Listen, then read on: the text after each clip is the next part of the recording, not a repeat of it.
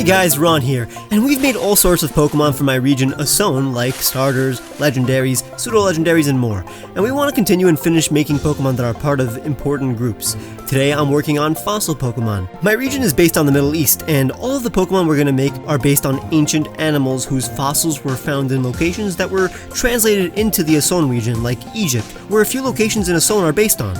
But most importantly, there will be a theme among two of the three lines I'm making, and that'll be that they're based on animals that have been inaccurately reconstructed in the past and are more accurately interpreted in modern times.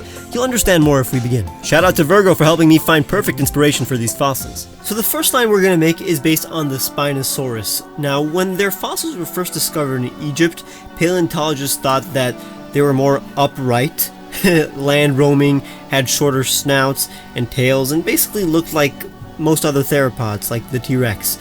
But nowadays, most replications depict them as hunched over, longer, semi-aquatic, with these fin-like tails. Their large spine sail is thought to have been used to regulate their body temperature. So here's my idea. How about we make a Spinosaurus Pokemon with a sun-shaped sail that absorbs and lets out heat, like a giant radiator. The pre-evolved form will be smaller, more upright, and will be inspired by the old interpretations of Spinosaurus, while the evolved form will be based on the newer, more semi-aquatic interpretations of Spinosaurus. In the beginning of the game, a scientist will revive the fossil for the Spinosaurus Pokemon, but inaccurately, and then you'll have to bring the pre-evolved form to another scientist later in the game who will trigger evolution, turning it into a more accurate revival of the Pokemon fossil based on new Pokemon data. So we're making the proportions of a standing, unevolved reptile Pokemon, strong thighs and jagged lips. The eyes gotta look fierce but cute. I gave it this mascara-like design next to its eyes that'll become an entire mask in its Evo. And of course, the spine. Finishing up the limbs and defining the patterns. It's gonna be plain, like old interpretations of the Spinosaurus, but it'll be hard not to add various details to make it more interesting. Making the head and spine bigger, because those are defining features. And now I'm gonna do my best to add relevant attributes. I caved in and gave it spikes just to add an extra oomph, but these spikes will be important in its lore. It'll be violet and yellow. This will help set up the color scheme of its aquatic evolved form. Its spine is supposed to look like a rising sun, and its evolved form spine will look like a setting sun. I'll change things up quite a bit off screen to match its evolved form. Here is Salumin, a fire and dragon type Pokemon known as the Spine Pokemon. It is revived from the Sunset fossil. It is believed that this Pokemon once roamed the desert 100 million years ago, absorbing sunlight with its tail.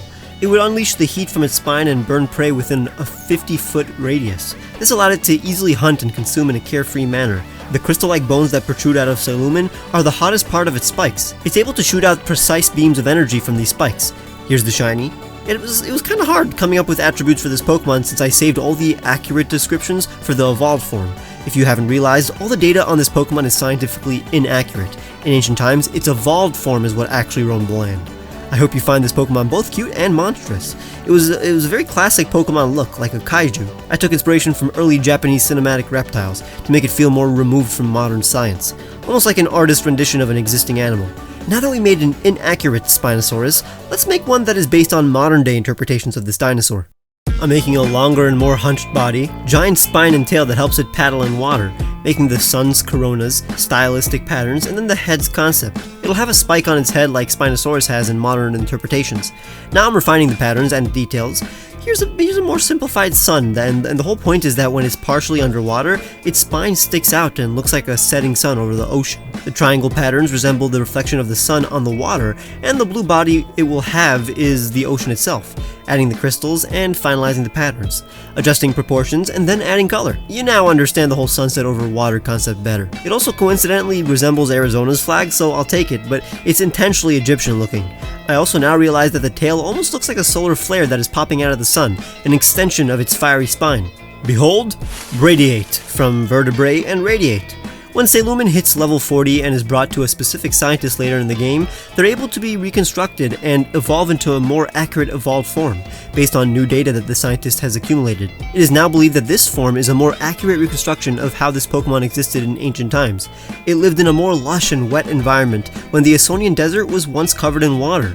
It would sit in rivers with only its spine elevated above the water and unleash powerful radiation from its spine, instantly boiling the water and cooking its aquatic prey. Its meal would conveniently rise up to the surface, and Radiate would happily eat it. Pokemon would mistake a partially submerged Braviate for a distant sunset over the horizon. It would actually release heat from its tail, allowing it to slightly propel itself through the water. Here's its shiny. It has the abilities Flame Body and Drought with the hidden ability Solar Power. These fossil Pokemon are clearly powerful. This Pokemon represents a sunset, but makes its prey rise up in the shallow water. The theme of these fossils will be opposites, so the line that I'm about to make will represent the moon, and it will make its prey drown and drag it into the depths. The Prevols also have an inaccurate version of how their evolved forms truly hunt, so Salumin hunts on land, but in reality, this line hunts in the water. Their dragon typing allows them to not be weak to their environment. Now it's time to make another line, but before we begin, I want to remind you guys that while I will be using my own money to get extra art for this region, like maps and some characters, all the income from Patreon or YouTube memberships will go into getting all the extra cool stuff that'll make this Asone Region series much better, like extra music, voice acting for the story-related videos. So consider becoming a patron or a channel member if you want to make this series as good as it can possibly be. But now I want to make a Pokemon based on the Basilosaurus. In Egypt there's a place called the Valley of the Whales, where skeletons of ancient whales can be found in the middle of the desert. It's a very monumental place when it comes to learning about the evolution of whales from land-based animals to aquatic creatures. Basilosaurus was first thought to be a giant long reptile, hence the name meaning king lizard. But then they were understood to be ancient marine mammals that preyed on sharks and other large fish. So how about I make a Basilosaurus line where the Prevo is actually a reptile, an aquatic snake-like monster, and then it will be reconstructed and evolve into a long and narrow whale. Let's go! We're basically making a snake. It's a snake, but a softer snake, vertical eyes and fangs, but so that it's clearly the pre-evolved form of a long whale, we gave it flippers, patterns that resemble the spots on an orca, and the patterns on a snake too, technically. Tail fins, less creepy eyes and refined head. It'll be teal, so it's blue like the ocean with a hint of green from its reptilian side. I love this color combination.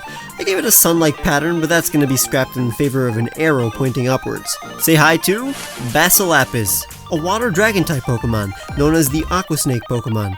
It is revived from the Moonrise Fossil. It is believed to have dominated the ocean 40 million years ago. It is a land Pokemon that has adapted to the sea. It's thought to have spent most of its time in shallow water and would ambush land Pokemon that waded in the water. This reptilian Pokemon has strong jaws that it can both unhinge and snap shut, allowing it to take down Pokemon triple their size. They're very positive and enjoy slithering in mud, but must return to the water or else they will dry up. They don't swim too deep because they need the sunlight to regulate their body temperature. Here's their shiny. Of course, you get the gist. These Pokedex entries are very inaccurate and quite the opposite of what its evolved form is like. It was tough making this Pokemon look like a snake and aquatic mammal at the same time. I think the eyes really sell the reptilian origins, but as you know, this Pokemon actually evolves into a mammal. The Moonrise Fossil both alludes to the darkness of its Evo and the fact that its body shape can be crescent-like. Now, it started off by looking like a straight-up whale. It was going to be water dragon since I was going to make it have a long serpent-like body, but that's too boring and straightforward. I wanted something scary, so I made the silhouette of a long whale. Now it looks a bit hefty, something that would kill you. And it's now that I figured out the concept. It'll be a dark type and will hang out in the deep. That's why it's going to be angry looking. Its hind legs will be vestigial spikes. I gave it arms since whales and basilosaurs have individual bones for the fingers that they once had. This Pokemon grabs its prey and drags it down.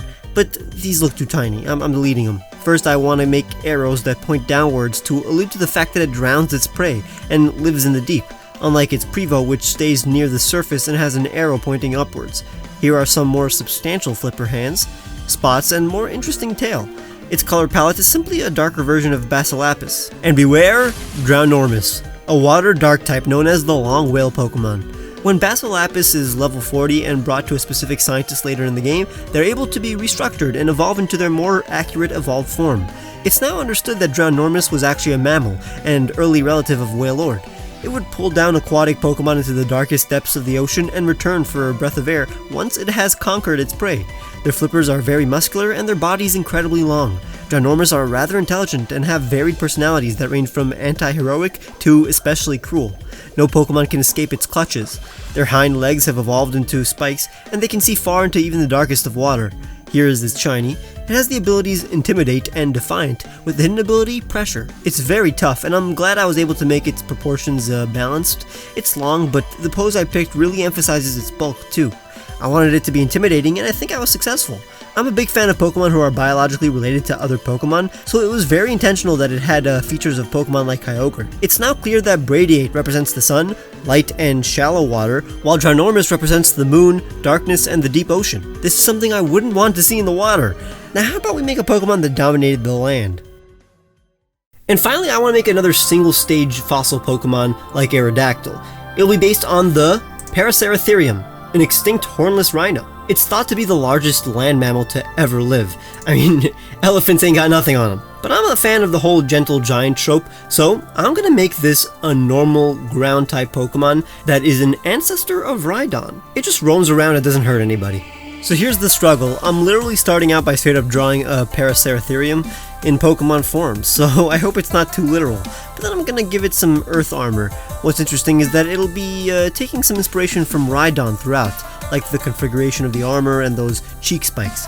Gave it caked mud boots like Mudsdale and earth fragments around, giving it almost like an earth helmet and changing the proportions, making it happy and simplifying it a bit. The colors are straight up what you'd expect a normal ground type to have, and then off screen I'm gonna make the proportions more Pokemon-like and refine things way more. Here he comes, Paraterra from Paraceratherium and Terra, the hornless Pokemon, revived from the Fossilized Rhino, a normal and ground type. This giant Pokemon was the largest quadruped in Pokemon history.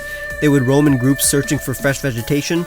They have tough earth hides that protect them from heat and impact. When threatened, they charge and headbutt their opponents. Their skull is heavily reinforced, and may be the reason they were so well preserved. They are ancestors of Rhydon, and the lump of hard earth they have on their snout is thought to have evolved into Rhydon's horn.